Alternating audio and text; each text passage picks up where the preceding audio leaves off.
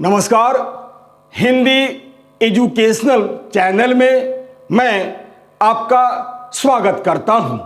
आज मैं आपके समक्ष हिंदी साहित्य के श्रेष्ठ व महान नीतिकार वृंद या वृंदावन दास जी के कुछ अनमोल दोहों को लेकर उपस्थित हुआ हूं।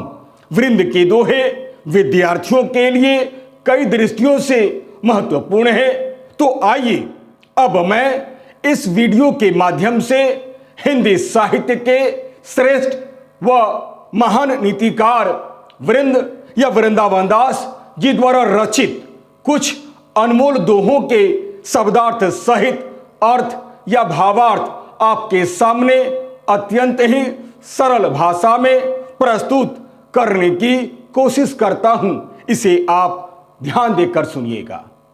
वृंद या वृंदावन दास जी द्वारा रचित अनमोल दोहों के शब्दार्थ सहित सप्रसंग अर्थ या भावार्थ।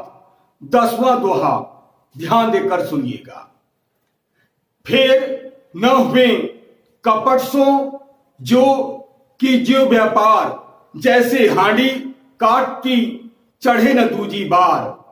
सचमुच यह एक बहुत ही प्रेरणादायक दोहा है। आइए सबसे पहले इस दोहा में जो कठिन शब्द उभर कर आए हुए हैं, मैं उन कठिन शब्दों के अर्थ को आपके समक्ष बतलाने की कोशिश करता हूं। ध्यान देकर सुनिएगा। शब्दार्थ। फेर न हुए यानी फिर से नहीं होता है। कपट यानी धोखा। कीजे यानी करना। हांडी यानी पतीला। काट यानी लकड़ी। दूजी यानी दूसरी बार।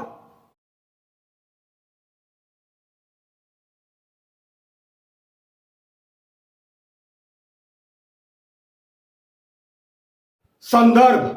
प्रस्तुत पंक्तियां हमारी पाठ्यपुस्तक के नीति के दोहे नामक पाठ से ली गई है। इस पाठ के रचयिता हिंदी साहित्य के श्रेष्ठ व महान नीतिकार वृंद या वृंदावन दास जी हैं। ये रीतिकाल के आरंभिक कवियों में से एक हैं। प्रसंग। प्रस्तुत दोहा रीतिकाल के महान कवि वृंद द्वारा रचित है। इस दोहा में कवि वृंद ने दैनिक व्यवहार में काम आने वाली महत्वपूर्ण बातों को बतलाया है तथा मानव मात्र को संबोधित करते हुए यह संदेश दिया है कि व्यापार में और उद्योग धंधे में किसी व्यक्ति को केवल एक ही बार धोखा दिया जा सकता है, बार बार नहीं। क्योंकि व्यापार और उद्योग धंधे में विश्वास और ईमानदारी का अपना एक विशेष महत्व होता है।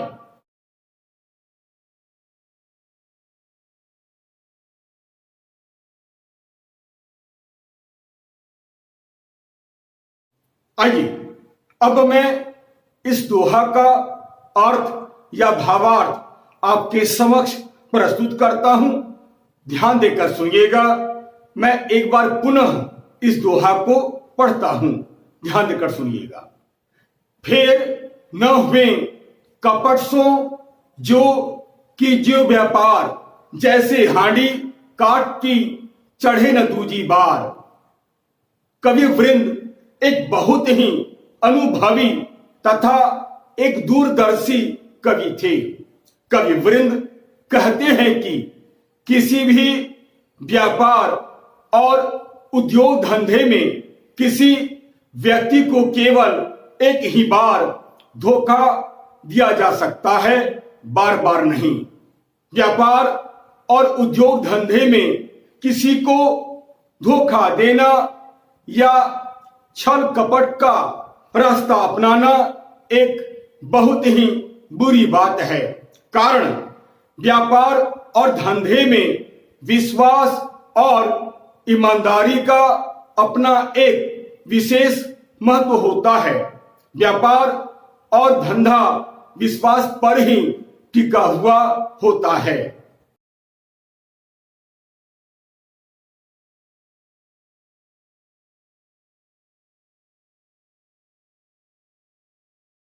दूसरी पंक्ति देखिए, जैसे हांडी काट की चढ़े न दूजी बार। कवि ने अपनी बात को स्पष्ट करने के लिए काठ की हांडी या लकड़ी की हांडी का उदाहरण दिया है और कहा है कि जिस प्रकार लकड़ी की हांडी को आग पर एक ही बार रखी जा सकती है, दूसरी बार नहीं, कारण आग अपने स्वभाव के अनुसार उसे जला देती है। ठीक उसी प्रकार धोखा देकर या छल कपट का रास्ता अपनाकर यदि कोई व्यक्ति व्यापार करता है तो यह मान लीजिए कि वह केवल एक ही बार व्यापार कर सकता है या कर पाएगा, बार बार नहीं, क्योंकि पहली बार ही व्यक्ति को उसके धोखे या छल कपट का रास्ता अपनाकर व्यापार करने वाली बात का पता चल जाएगा और फिर कोई भी व्यक्ति उसके साथ दोबारा व्यापार नहीं करेगा, कारण प्रत्येक व्यक्ति सतर्क हो जाता है। व्यापार और धंधा विश्वास पर ही टिका हुआ होता है।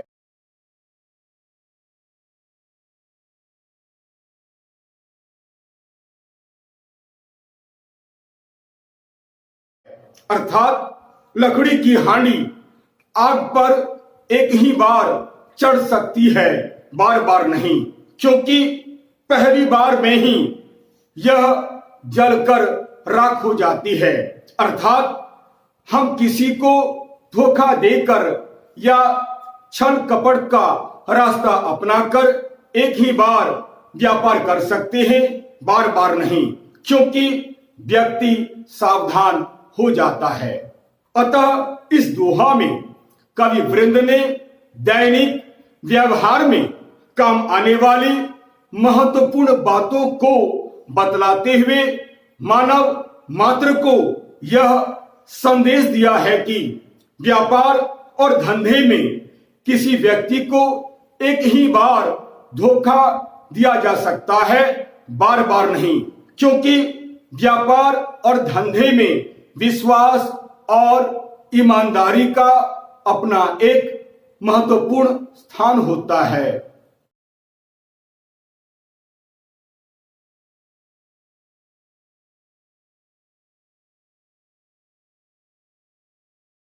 11वां दोहा ध्यान देकर सुनिएगा।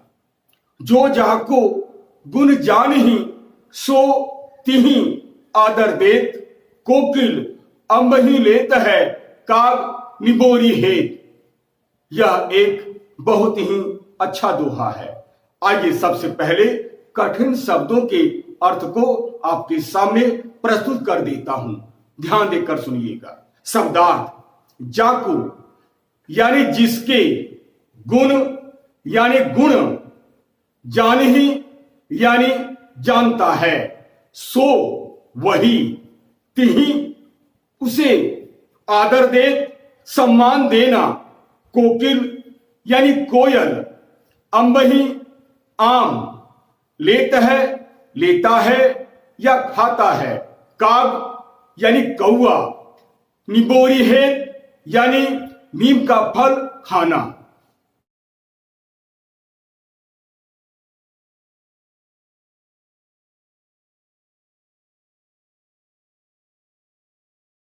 संदर्भ वही, प्रसंग प्रस्तुत दोहा रीतिकाल के महान कवि वृंद द्वारा रचित है। इस दोहा में कवि वृंद ने मानव मात्र को यह बतलाया है कि जो जिसके गुणों को जानता है या जो जिसके गुणों या खूबियों से परिचित होता है, वही उसके गुणों का आदर वह सम्मान करता है। अर्थात एक गुणी व्यक्ति ही दूसरों के गुणों की या खूबियों की प्रशंसा करता है।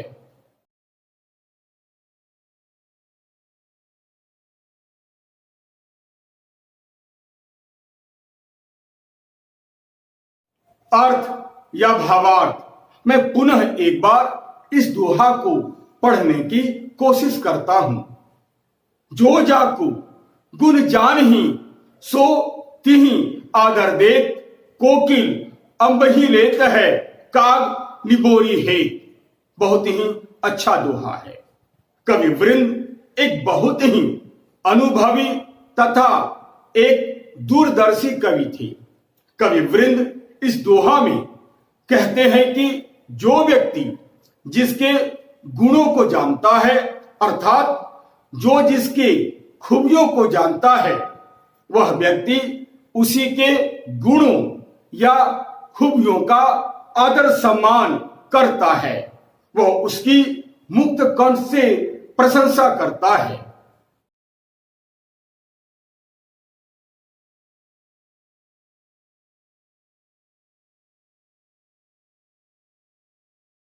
दूसरी पंक्ति देखिए, कोकिल अम्ब ही लेत है काग निबोरी हेत। कवि ने अपनी बात को स्पष्ट करने के लिए कोयल और कौवा का उदाहरण दिया है और कहा है कि जैसे कोयल आम का रसास्वादन करती है, कारण आम मीठा तथा स्वादिष्ट होता है, जबकि कौवा नीम की निम्बोरी या निबोरी से ही संतुष्ट हो जाता है। नीम के खट्टे फल को पाकर बहुत प्रसन्न रहता है। निम्बोरी खट्टा तथा स्वादहीन होता है, फिर भी नीम की निम्बोरी से ही खुश हो जाता है। नीम की निम्बोरी से ही वह बहुत खुश हो जाता है।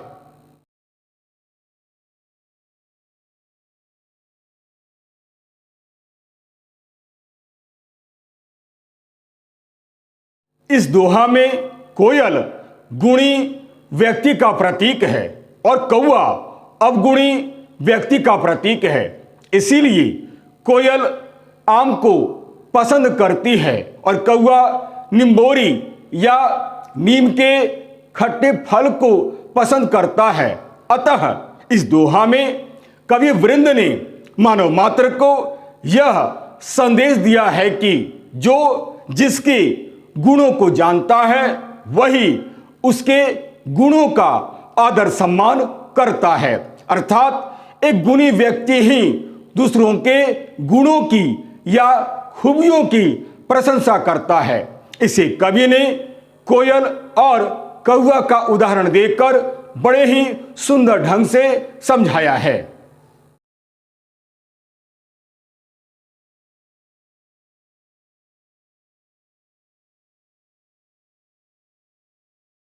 बारहवां दोहा, सरस्वती के भंडार की बड़ी अपूर्व बात, जो खर्चे त्यों त्यों बढ़े, बिन खर्चे घटी जात। सचमुच वृंद जी का यह दोहा एक बहुत ही महत्वपूर्ण दोहा है। यह दोहा मानव मात्र के लिए बहुत ही उपयोगी दोहा है।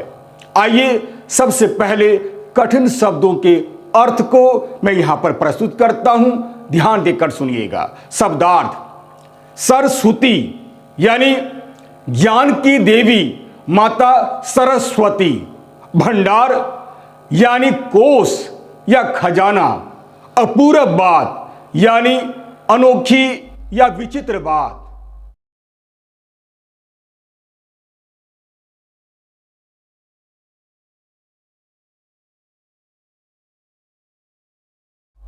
संदर्भ वही। प्रसंग, प्रस्तुत दोहा रीतिकाल के महान कवि वृंद द्वारा रचित है। इस दोहा में कवि वृंद ने मानव मात्र को यह बतलाया है कि माता सरस्वती द्वारा प्रदान किए गए ज्ञान को जहां तक हो सके इसे दूसरों के बीच बांटना चाहिए, न कि इसे अपने पास रखना चाहिए या अपने तक ही सीमित रखना चाहिए। विद्या या ज्ञान के भंडार की एक अद्भुत विशेषता होती है कि इसे जितना साझा किया जाए या दूसरों में बांटा जाए, यह उतना ही बढ़ता है, यह कभी भी कम नहीं होता है।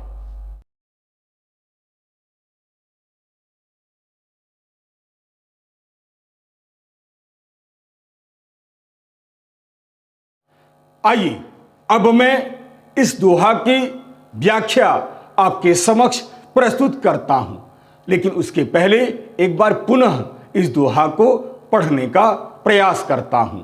दोहा। सरस्वती के भंडार की बड़ी अपूर्व बात, जो खर्चे त्यों त्यों बढ़े, बिन खर्चे घटी जात। यह दोहा बहुत ही साधारण दोहा है।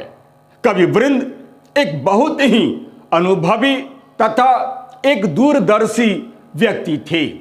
कवि वृंद इस दोहा में मानव मात्र को संदेश देते हुए कहते हैं कि हे मनुष्य, सरस्वती यानी ज्ञान की देवी मां सरस्वती द्वारा प्रदत्त ज्ञान के भंडार की एक अद्भुत विशेषता होती है कि इसे जितना साझा किया जाए या दूसरों में बांटा जाए, यह उतना ही बढ़ता है।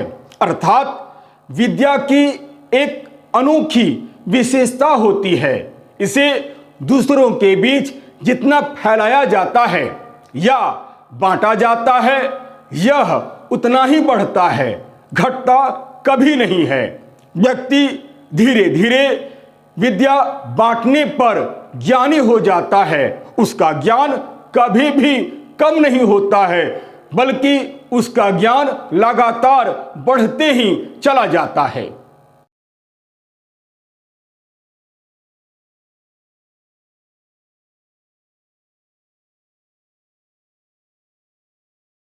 दूसरी पंक्ति देखिए, ज्यों खर्चे त्यों त्यों बढ़े, बिन खर्चे घटी जात। दोहा बिल्कुल आसान है, अर्थ भी बिल्कुल स्पष्ट हो जाता है। यानी खर्च करने पर भी यह कभी भी घटता नहीं है, परंतु ठीक इसके विपरीत यदि ज्ञान की देवी मां सरस्वती द्वारा प्रदत्त ज्ञान या विद्या या जानकारी को दूसरों के बीच साझा या बांटा न जाए, इसे अपने पास ही रखा जाए या अपने तक ही सीमित रखा जाए, या कोई व्यक्ति यह सोच ले कि मैं अपने ज्ञान को दूसरों के बीच बिल्कुल बांटूंगा नहीं, तो यह लगातार घटते या कम होने लगता है। व्यक्ति धीरे धीरे अज्ञानी हो जाता है। अतः कवि वृंद ने इस दोहा के माध्यम से मानव मात्र को यह संदेश दिया है कि विद्या या ज्ञान को जितना हो सके दूसरों के बीच साझा करना चाहिए। इसे कभी भी अपने पास छिपाकर नहीं रखना चाहिए, बल्कि दूसरों के बीच बांटने का या फैलाने का प्रयास करना चाहिए, ताकि लोग उसका लाभ उठा सके।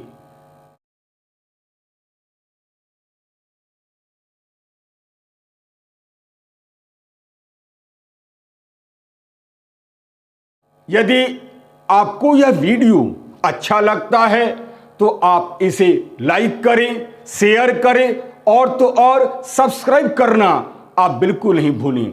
याद रखिएगा, मेरा यह चैनल, मेरा यह वीडियो एक एजुकेशनल वीडियो है, एक एजुकेशनल चैनल है। अतएव लाइक, शेयर और सब्सक्राइब करना आप बिल्कुल नहीं भूलें। और हाँ, यदि मेरे वीडियो में अगर आपको कहीं भी किसी प्रकार की त्रुटि या कोई कमी नजर आती है तो आप सप्रमाण कमेंट्स करें, ताकि मैं उन गलतियों का सुधार कर सकूं और आपके समक्ष एक बहुत ही सुंदर छात्रोपयोगी वीडियो बनाकर प्रस्तुत कर सकूं, ताकि आप इसका अधिक से अधिक लाभ उठा सकें। तब तक के लिए नमस्कार, धन्यवाद।